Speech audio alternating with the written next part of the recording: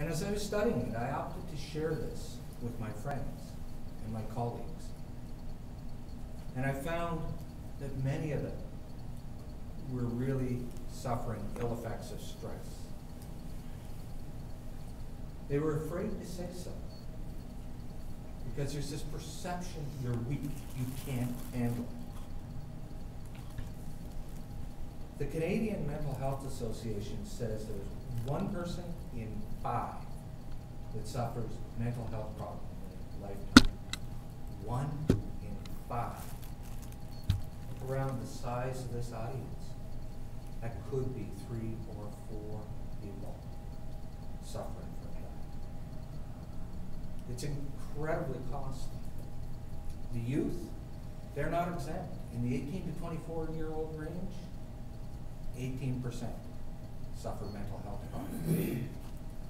On disability claims from work in this country, 30% of them are based on stress relationships, stress problems. That costs our economy $51 billion a year. As I prepared to leave teaching, I studied life coaching. I became a certified NLP practitioner.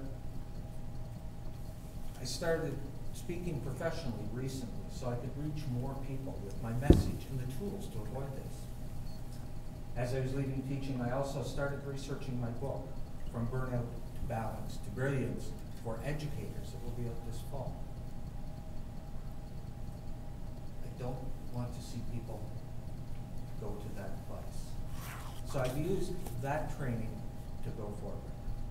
So for the next 50 minutes or so, I'm going to be providing you with a lot of tips, ideas, and strategies that you can use so that you're not left behind.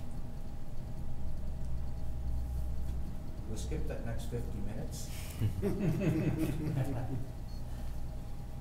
In closing, I'd like to say to you, use some of the points you've seen here tonight. Even if you just use 1 or 2 ideas so that you don't go to that dark place. And I'd like to, as my final thought, to tell you a story that was attributed to a village elder. He was asked, "What are your days like?" And he said, "Well, they tend to be in turmoil because I have a fight going on. In my head, I have 2 dogs. I have a white dog that is so kind and gentle and loving. I have a gray dog that's mean, vicious."